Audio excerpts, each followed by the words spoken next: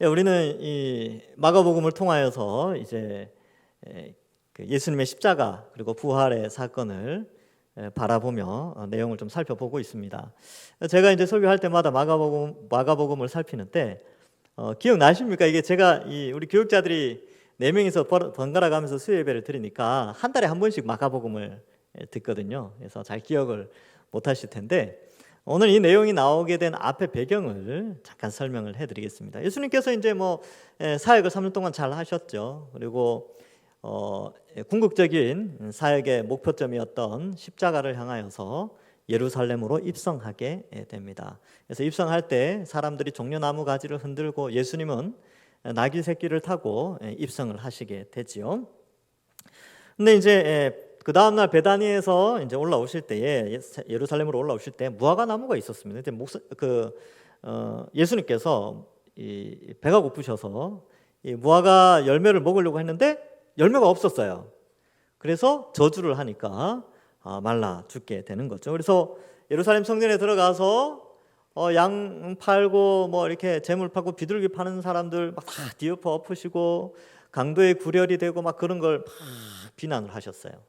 근데 사실 그 성전의 모든 것들을 책임지고 있는 사람들이 있었습니다. 그 사람들이 누구냐 하면 산헤드린 공회에 있던 사람들, 대제사장과 서기관들과 장로들이 성전의 모든 것을 관리하고 있었는데 예수님이 올라와서 성전을 강도의 굴혈, 강도의 소굴이라고 말씀을 하니까 이 사람들이 열이 받은 거예요. 그래서 예수님을 죽이려고 합니다. 그리고 이제 예수님께서 그렇게 성전을 깨끗하게 하고 다음날 이제 나가셨다가 또 올라오실 때 무화과 나무가 바짝 말라 죽은 거예요.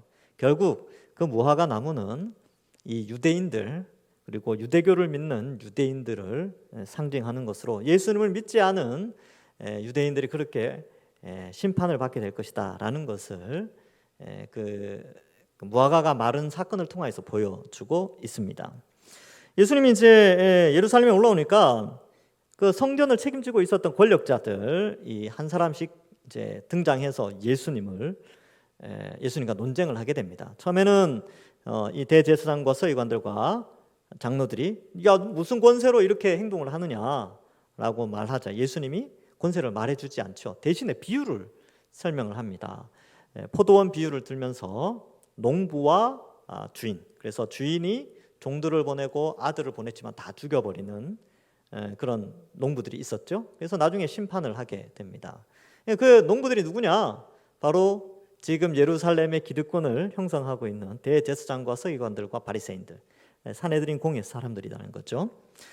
그렇게 이제 하니까 더 화가 났겠죠. 성전에 있는 사람들이, 그렇죠? 그 당대에 예수님을 믿지 않았던 종교 지도자들이 더 그랬습니다. 그래서 또 하나 등장한 사람들이 누구냐면 바리새인들과 이 헤롯 당이 정치적인 문제를 가지고 예수님을 시험하게 됩니다. 그래서 세금 내는 게 옳습니까? 라고 해서 이것도 이제 지난번에 이제 살펴봤죠.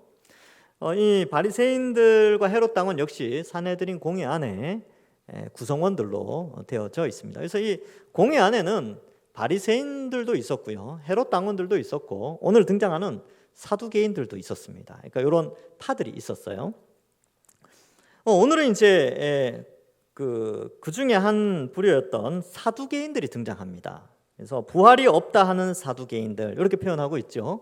그래서 이 헤롯 당원들하고 상당히 좀 비슷합니다. 원래 처음에는 좀 성향이 좀 달랐지만 이 사두개인들은 제사장 계열이었고요, 헤롯 당들은 그 당대의 그 헤롯 그쪽 계열의 좀 성향이 조금 상당히 다른데 현세적인 관점, 즉 친로마적인 성격 때문에 둘이 함께 하게 됩니다. 또 이제 이 성전에서는 예수님을 공공의 적으로 두고 있었기 때문에 얼마든지 헤롯 당원들과 사두개인들이 연합하게 되었지요. 근데 이 사두개인들이 등장하는데 이 사두개인이라는 이 용어의 어원을 좀 들여다보면 이 솔로몬 시대에 있었던 제사장 중에 사독이라고 있습니다. 그래서 사독의 이름과 연결되어져서 사독의 후손들로 구성되었다고 스스로 생각하며 만든 집단이에요. 그래서 사두개인, 사독 계열의 사람들 이렇게 좀 뜻이 이루어지는데 사실은 사독의 이름을 좀 더럽히는 것이 아닐까 뭐 이런 생각도 좀 듭니다. 이 사람들의 특징은 부활이 없다라고 생각해요. 영혼도 없고 부활도 없다. 죽으면 끝이다라고 생각하는 사람들이 있죠. 그러면 이들의 종교적인 관점은 어떠냐면 하나님이 유대인들 가운데에서 이 세상에서 이 유대인들을 통하여 좀 평화롭게 살고 또 이렇게 좀 그렇게 살도록 사회적인 윤리적인 이러한 도덕적 선 이런 것들을 좀 추구하면서 살았던, 그러니까 영원한 천국 이런 건 없는 거예요, 이 사람들한테는. 그래서 이 사람들이 어떤 성향이 있었냐면 구약 성경 중에 딱 모세 오경만을 믿었어요. 모세 오경 안에는 부활에 대한 내용이 많지 않거든요. 그런데 선지서나 시편 이런 데 보면 부활의 내용이 굉장히 많이 나오고 천사들도 등장하고 뭐 가말리엘이나 다니엘서 보면 가말리엘이 아니고 가브리엘이 등장하죠, 그죠? 가브리엘이 등장해서 막 설명하고 이런 것들, 뭐 미가엘이 등장하고 이런 것들을 이 사두개인들은 전혀 안 믿었어요. 그래서 딱 모세 오경만 딱 믿는 거예요. 그래서 모세 오경에서도 부활을 부정하는 여러 가지 성경 본문이 있는데 오늘 이제 그 본문을 가지고 나와서 예수님을 테스트하게 되는 것이죠. 친로마 성향이 있었습니다. 오늘날로 치면 약간 자유주의자라는 표현들이 있는데 이 자유주의자가 뭐냐면 과학적으로 증명되지 않으면 믿지 않는 거, 그런 자들이죠. 그러니까 이 사두개인들이 좀 그랬습니다. 신비한 현상 이런 거 절대 안 믿었어요. 사후세계 없다 이렇게 생각하는 사람들입니다. 그리고 또 보면 공회 안에서 그리고 예루살렘 안에서 상당한 권력을 행사하는 그런 부류의 사람이었습니다. 이 사두개인들이라는 이 사람들이 이 복음서에는 잘 등장하지는 않는데 사도행전에 보면 또 한번 등장을 해요. 사도 바울이 지중해 연안 선교를 끝내고 예루살렘으로 올라갔을 때에 예루살렘 공회에 섰을 때 사도 바울이 이 상황을 보고 이런 말을 합니다. 사도행전 23장 6절에서 8절의 말씀을 읽어드리겠습니다. 바울이 그중 일부는 사두개인이요 다른 일부는 바리새인인 줄 알고 공회에서 외쳐 이르되 여러분 형제들아 나는 바리새인이요 또 바리새인의 아들이라 죽은 자의 소망 곧 부활로 말미암아 내가 신문을 받노라. 그 말을 한즉 바리새인과 사두개인 사이에 다툼이 생겨 무리가 나누어지니 이는 사두개인은 부활도 없고 천사도 없고 영도 없다 하고 바리새인은 다 있다 함이라. 이렇게 돼 있어요. 그래서 이 갈등이 원래는 사두개인이랑 바리새인이 공회 안에서 사이가 별로 안 좋습니다. 우리나라도 그렇죠. 국회 안에서 국회의원들 다 사이 좋습니까? 안 좋죠. 그 TV 옛날에 막 싸우는 거 보셨잖아요. 그게 비슷하다 생각하시면 돼요. 추구하는 방향이 다른 거예요. 그러니까 이 산헤드린 공회 안에서 똑같은 공회를 형성하고 있지만 유대인의 지도자들로 모여 있지만 추구하는 정치적인 성향도 달랐고 신앙적 성향도 이 사두개인들과 바리새인들이 완전히 달랐어요. 그런데 예수님을 죽이고자 하는 마음에서 연합되어 있었습니다. 왜냐하면 이 예수님은 바리새인도 정죄하고 사두개인도 정죄하시기 때문에 둘 다 이제 공공의 적이 된 거죠. 그래서 이 사두개인들이 예수님께 와서 이 부활에 대해서 이야기를 합니다. 이 19절에 보면 선생님이요 아주 존중하는 것처럼 보이죠. 모세가 이제 모세가라고 되어 있는데 이 부분은 신명기 25장 5절의 말씀인데 일단 내용은 그렇습니다. 모세가 우리에게 써 주기를 어떤 사람의 형이 자식이 없이 아내를 두고 죽으면 그 동생이 그 아내를 취하여 형을 위하여 상속자를 세울지니라 하였나이다. 이렇게 되어 있죠. 신명기 25장 5절을 직접 한번 볼까요? 이렇게 기록되어 있습니다.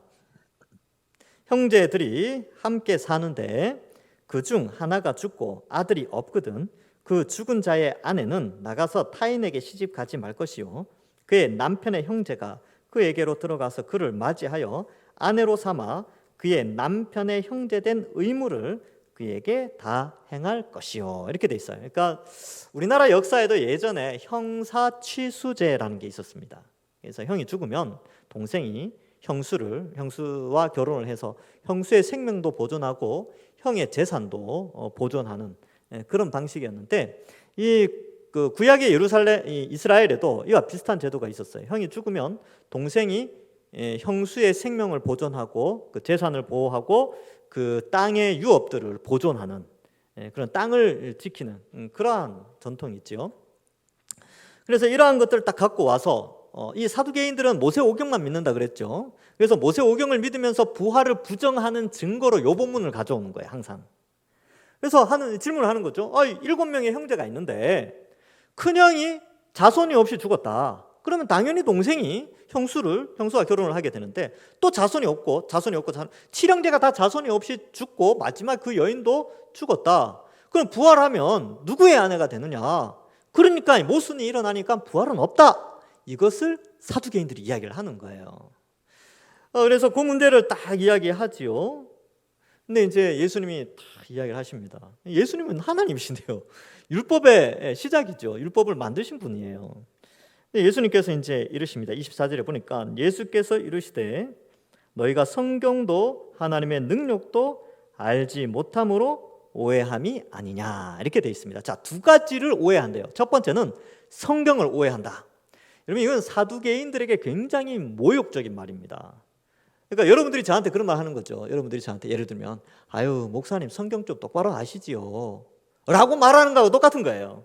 사두개인들은 당대에 이 모세오경에 관련된 모든 신학적인 부분들을 풀어내고 가르치고 해석하고 뭐 그러한 사람들의 역할을 했었어요. 그러니까 종교적인 어쨌든 성전 안에서 종교적인 역할을 감당하는 사람들이었습니다. 근데 예수님이 딱 와가지고 야 너희가 성경을 참 오해하는구나 이렇게 표현하는데 이 오해라는 단어가 길을 잃게 하다 그리고 잘못 인도하다 이런 뜻이 있어요. 그러니까 너희가 성경에 대해서 길을 잃게 하고 잘못 이해하고 있구나 이렇게 말을 하면 사두개인들이 더 열을 받는 거죠. 그러면서 이제 말씀을 이어가십니다. 그래서 성경을 오해하고요. 그다음에 하나님의 능력을 오해하는데 이게 25절과 26절에서 성경의 오해에 대한 부분 그리고 하나님의 능력에 대한 오해의 부분을 설명합니다. 자, 25절에 보면 사람이 죽은 자 가운데서 살아날 때에는 장가도 아니가고 시집도 아니가고 하늘에 있는 천사와 같으니라. 이거는 이제 하나님의 능력에 대한 오해를 설명해 주고 있어요. 자, 그래서 어떻게 설명하냐면 사람이 죽은 자 가운데서 살아날 때라는 표현을 쓰시면서 예수님은 명확하게 부활이 있다는 것을 말씀합니다. 앞서서 예수님께서 예루살렘으로 올라오는 길에 제자들에게 3번이나 십자가에 달려 죽으시고 부활할 것을 3번이나 말씀하셨습니다. 그리고 여기에서도 동일하게 제자들뿐만 아니라 많은 사람들이 있는 가운데 또 사두개인들에게도 명확하게 사람이 다시 살아난다라는 것을 말씀해 주고 있지요. 그래서 죽은 자 가운데서 살아날 때는 근데 조금 다른 현상이 있죠. 장가도 아니 가고 시집도 아니 간다. 그 다음에 하늘에 있는 천사와 같이 된다 이렇게 표현하고 있습니다. 자, 그러면 여러분 우리가 이제 부활신앙을 가지고 있는데 부활신앙이라는 게 뭐냐 하면 나중에 예수님께서 오셨을 때에 예수님 믿은 모든 사람들은 이런 육체의 모양, 현재와 같은 육체는 아니겠죠. 영광스러운 몸으로 다시 변화가 되고 죽었던 사람들은 몸을 다시 입고 새하늘과 새 땅에서 살게 되는, 근데 그 새하늘과 새 땅이 이 지구라고 제가 설명을 해드렸습니다. 그래서 이 땅에서 이렇게 영원히 이제 새하늘과 새 땅 완전히 갱신된 그런 곳에서 우리가 살게 되는데, 이런 부활 신앙 가운데에서 연속적인 부분이 있어요. 그러니까 이 땅과 좀 연속적인 부분들은 뭐냐면 이 땅의 것이 갱신되어지니까 완전히 없는 게 새로 생기는, 헬라어로 예전에 이제 그 요한계시록 할 때 설명을 해드렸는데, 네오스라는 단어와 카이노스라는 단어가 있는데, 네오스는 없는 것에서 완전히 새롭게 만들어지는 것이고요, 카이노스는 원래 있던 것이 질적으로 확연히 좋아지는 것을 카이노스라고 말하는데, 둘 다 새롭다라는 단어를 써요. 근데 요한계시록에 21장 1절에 기록된 새 하늘과 새 땅의 이 새자는 네오스를 쓰지 않고 카이노스를 씁니다. 기존에 있던 것의 질서를 완전히 갱신시키는 거죠. 그러니까 계속해서 21장에 보면 눈물도 없고 고통도 없고 죽음도 없고 이별도 없고 뭐 질병도 없고 아픈 것도 없고, 그게 왜 없냐 하면 기존에는 있었는데 갱신되어져서 이제는 없는 거예요. 그래서 완전히 새로운 세상이 있죠. 그래서 우리의 몸도 새 몸을 입게 되는데, 이런 몸이 아닌 썩어 죽는 몸이 아닌 썩지 않고 영화로운 몸으로 부활하는데, 이것은 연속성이 있어요. 연속성. 지금에 살아가는 이 시대와 부활 후의 세계가 일정한 연속성이 있다는 것이죠. 그러면 이 연속성만 있다라고 오해를 하고 질문을 던져서 부활이 없다라고 주장한 사람들이 사두개인들이에요. 봐라, 이 그렇게 부활하여서 연속적인 삶이 지속되면 누가 아내가 되느냐 이렇게 질문을 한 거죠. 근데 예수님은 이런 부활 이후의 이 시대와 연속적인 부분도 있지만 불연속적인 부분도 있다라는 것을 설명하면서 불연속적인 부분은 바로 결혼 제도에 대한 불연속성을 이야기하고 있습니다. 왜 결혼 제도가 불연속적이냐면 결혼을 통해서 보통 이제 자녀를 낳지 않습니까? 근데 예수님이 다시 오실 때는 더 이상 자녀를 출산하지 않습니다. 여러분, 이 로마서 11장 25절과 26절을 우리가 좀 살펴볼 필요가 있는데 자막을 띄워드릴 테니까 한번 보시고 제가 읽어드리겠습니다. 형제들아, 너희가 스스로 지혜 있다 하면서 이 신비를 너희가 모르기를 내가 원하지 아니하노니 이 신비는 이방인의 충만한 수가 들어오기까지 이스라엘의 더러는 우둔하게 된 것이라. 그리하여 온 이스라엘이 구원을 받으리라. 기록된 바 구원자가 시온에서 오사 야곱에게서 경건하지 않은 것을 돌이키게 하시겠고 하면서 쭉 내용이 나오는데, 여기 보면 이방인의 충만한 수가 나와요. 그 다음에 이 유대인들이 회개하는 장면이 나오는데, 여기에서 보면 앞으로 완성될 하나님 나라에서는 숫자가 채워질 때 완성이 된다는 거예요. 이 말은 더 이상의 추가되는 숫자가 없다는 것이죠.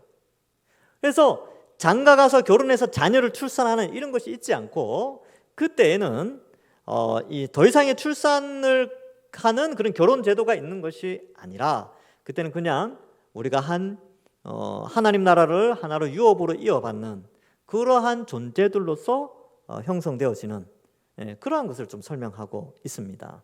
그래서 결혼 제도는 없어지는 거예요. 그런 것을 좀 생각해 볼 수 있죠. 그래서 예수님께서도 부활 때에는 장가가고 결혼하는 그런 게 없다는 거예요. 대신에 시집도 안 가고 장가도 안 간다. 하늘에 있는 천사들과 같이 예배드리고 하나님께 영광 돌리고 또 교제하고 영원히 사는, 천사들이 이제 죽지 않으니까요. 그래서 영원히 사는 그런 존재가 된다라는 것을 말씀해주고 있습니다.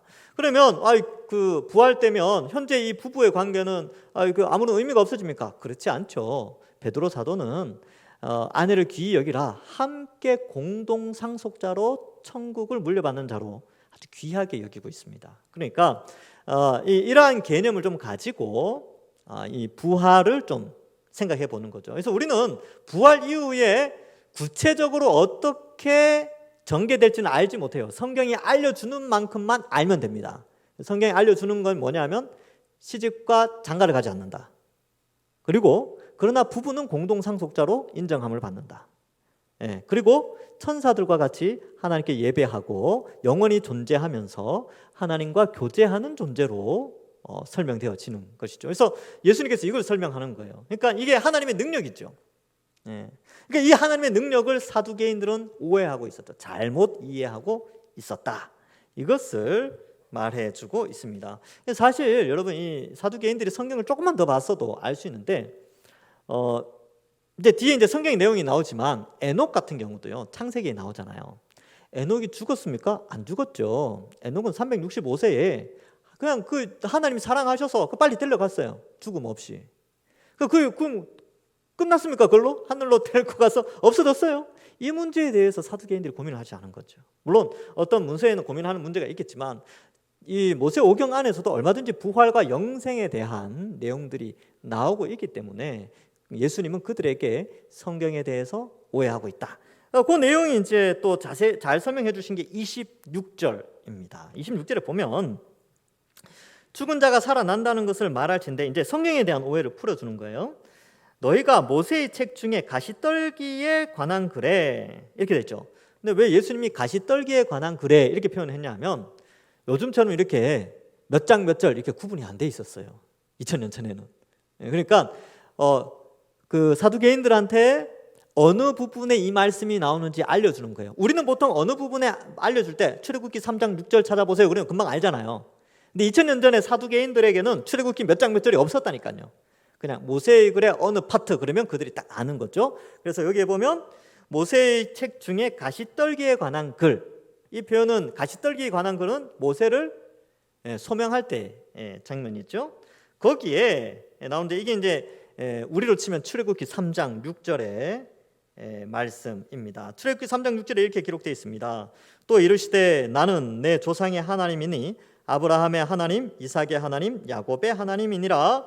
모세가 하나님 배우기를 두려워하여 얼굴을 가리매. 이렇게 되어져 있지요. 이 부분을 예수님이 해석을 하면서 말씀을 읽어보지 못하였느냐 27절에 하나님은 죽은 자의 하나님이 아니요 산 자의 하나님이시니라. 이렇게 표현하고 있어요. 즉 이 말은 뭐냐면 아브라함과 이삭과 야곱이 죽었다라는 개념이 아니라 지금도 여전히 모세를 소명할 때도 여전히 그들이 살아있는 가운데서 너를 부른다라는 뜻이고, 예수님 시대 때도 여전히 아브라함과 이삭과 야곱은 여전히 하나님과 함께 살아있다라는 것을 표현하고 있죠. 그러면 그 영혼이 존재한다는 거죠. 사두개인들은 영혼을 부정했다니까요. 아까 그 사도행전 23장에서 이 바울이 설명한 부분에 나왔죠. 그들은 부활도 없고 영도 없고 천사도 없다라고 생각했어요. 근데 아브라함과 이삭과 야곱은 지금 하나님과 함께 살아있지 않느냐. 그러니까 너희가 성경을 잘못 이해했다. 그런 거죠. 오늘날 전문 용어로는 참 무식하구나 뭐 이렇게 하신 거죠. 그래서 이들이 살아있다라는 것이죠. 의인들의 사후의 삶을 예수님은 인정하고 또 그것이 모세 오경에 나타나고 있다. 그러니까 너희가 지금 모세 오경만을 이야기하는데 모세 오경에도 충분히 영혼에 대해서, 부활에 대해서, 영생에 대해서 기록하고 있다는 것을 말씀하고 있는 것입니다. 에녹의 예도 그렇고요. 또 그들은 이제 그 열왕기 상이나 이런 걸 안 믿죠. 안 믿는데 또 엘리야 같은 경우도 승천하게 됐지요. 이런 것들을 볼 때 사후 세계나 영생의 문제, 부활의 육체로 영원히 사는 문제에 대해서 얼마든지 성경에, 구약 성경에 기록되어져 있다는 것입니다. 그래서 이 부분에 대해서 이제 설명을 하지요. 자, 그래서 이제 너희가 크게 오해하였다. 27절에 보면 너희가 크게 오해하였다 이렇게 되어 있죠. 그래서 24절에 오해하였다, 여기에도 오해하였다라고 하면서 두 번 반복하면서 이 사두개인들의 어리석음, 그들의 변론을 가지고 온 자들의 그러한 잘못된 지식들을 가르쳐 주고 있습니다. 사실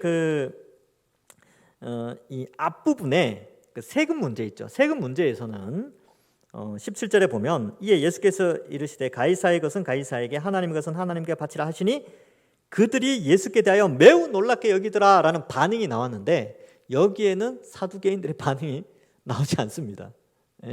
아주 이 사두개인들에 대해서는 아주 이 마가는 굉장히 좀 부정적으로 기록하고 있고, 그 당대에 이런 이단 사상이죠.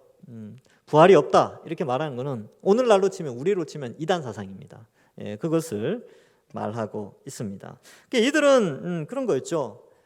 영생에 대해, 천국에 대한 개념이 없고 철저하게 현세적인 것으로 성경을 이용하고, 구약 성경의 풍성한 구약 성경 39권이잖아요. 그 풍성한 하나님의 지식을 거부하고 일부만 받아들이는 아주 어리석은 그런 자들이었습니다. 그렇다면 오늘날에는 사두개인들이 없겠습니까? 오늘날의 사두개인들은 누구입니까?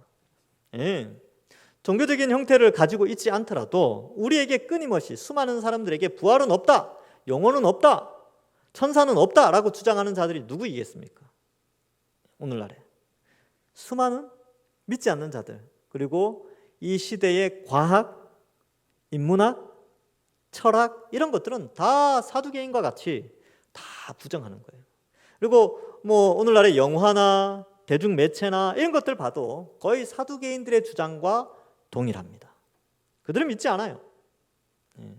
그리고 그 세력은 이 예루살렘 성전 안에서 사두개인들이 권력을 행사하는 것처럼 이렇게 영혼에 대해서, 내세에 대해서, 영원한 하나님 나라에 대해서, 천사에 대해서, 부활에 대해서 전혀 그 모든 것을 부정하는 그들이 그 성전 안에서 지배 계층을 차지했던 것처럼 이 사회도 하나님을 부정하고 하나님 나라를 부정하는 자들이 결국 이 사회 속에서도 상당히 높은 위치에 지배권을 가지고 있다는 사실을 우리가 알 수 있죠. 그래서 참된 신앙을 가진 자는 이런 힘을 가진 자들 아래에서 핍박을 받을 확률이 상당히 높습니다. 우리도 그렇죠. 여러분, 이 세상 나가서 부활이 있다. 우리가 죽지만 나중에 다시 몸을 가지고 태어난다. 몸을 다시 가진다. 그러면 그들이 웃습니다. 비웃죠. 무슨 동화 같은 소리를 하고 앉았느냐. 그렇게 생각한다니까요. 어린이나 아이들이나 똑같아요. 애들도 예수님 믿지 않는 애들은 우리가 나중에 부활해 그러면 웃어요. 제가 그걸 봤다니까요. 애가 막 웃더라고요. 말도 안 된다고. 예. 근데 어떡하겠습니까? 예수님은 그걸 알려주기 위해서 이 땅에 오신 거죠. 사두개인들을 통해서 이것을 알려주는데 메시지는 여기서 끝나지만 우리가 여기서 생각해 볼 게 있습니다. 여러분, 부활에 대해서 좀 생각을 해봐야 돼요. 부활. 이 부활을 생각할 때 현세적인 가치관이 주는 이 가치관에서 이걸 뚫고 올라가서 영원의 세계를 바라볼 수 있는 신앙이 생기게 됩니다. 그래서 부활 신앙이 있어야 현세에서 주는 한계를 극복하는 능력이 생겨요. 그래야 이 현실에 압도되지 않습니다. 그래서 오늘은 부활에 대해서 잠깐 좀 이해를 하고 넘어가 보겠습니다. 고린도전서 15장, 부활에 대해서 잘 설명해 주는 부분이 고린도전서 15장인데요. 15장 12절에 이렇게 기록하고 있습니다. 그리스도께서 죽은 자 가운데서 다시 살아나셨다 전파되었거늘 너희 중에 어떤 이들은 어찌하여 죽은 자 가운데서 부활이 없다 하느냐. 고린도 교회 안에 이 사두개파 영향을 받은 자들이 있었어요. 이제 제가 나중에 고린도전서 할 때 또 설명하겠지만 이 사두개파 영향을 받아서 부활이 없다고 하는 사상이 들어와 버렸습니다. 이단 사상이지요.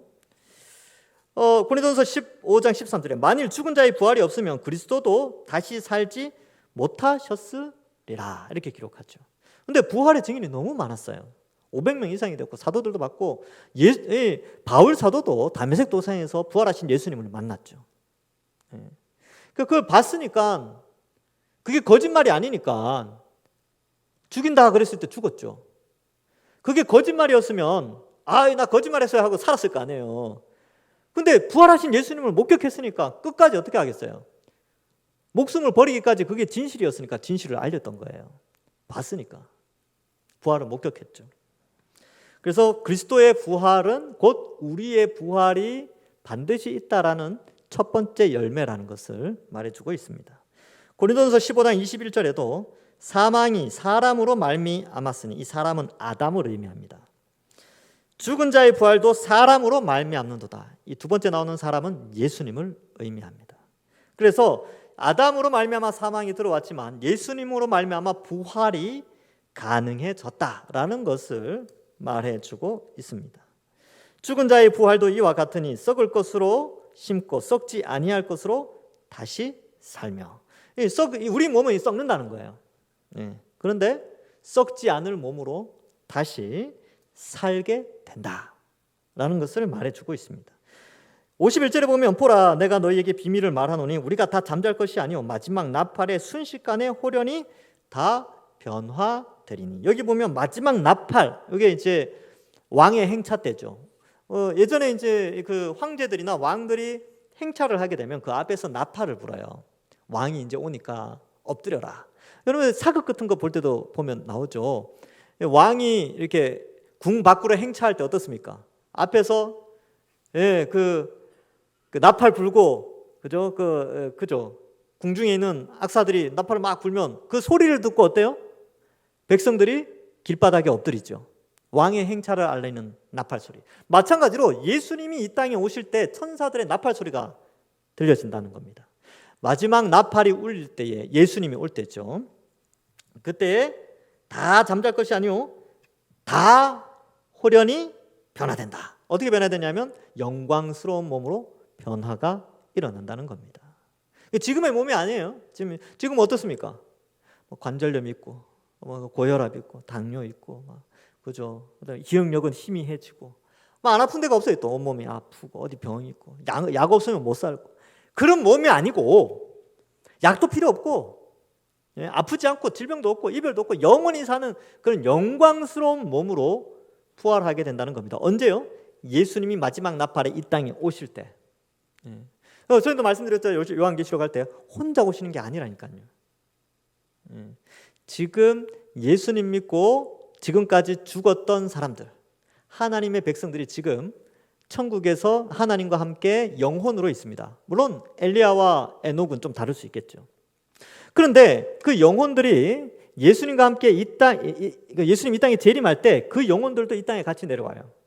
그리고 내려올 때 영혼으로 내려오면서 영광스러운 육체를 가지게 되고, 그 순간 이 땅과 하늘은 완전히 변화가 일어나는 거예요. 새 하늘과 새 땅으로 재창조가 일어나죠.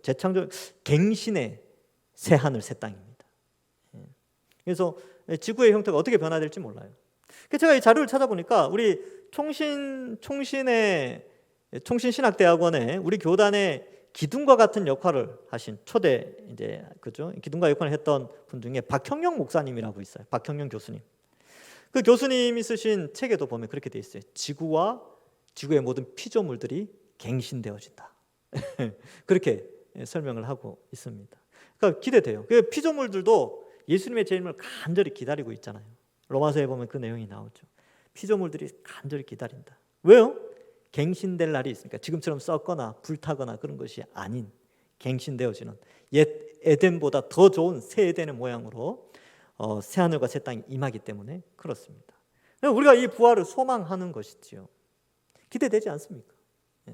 그래서 어떤 사람은 그래요. 그러면 이 현재의 문명이 지속될 것인가? 지속되지 않을 것인가? 그건 뚜껑이 열려져 봐야 압니다, 사실.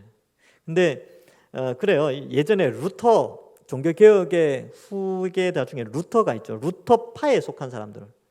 우리는 개혁파라고 하는데 거기 루터파라는 종파가 있어요. 거기 사람들은 지구나 우주가 다 없어지고 완전히 새로운 뭔가가 나타난다 이렇게 주장을 하는데, 개혁주의, 종교개혁, 칼빈이나 이런 칼빈주의에 있는 개혁주의자들은 아니다.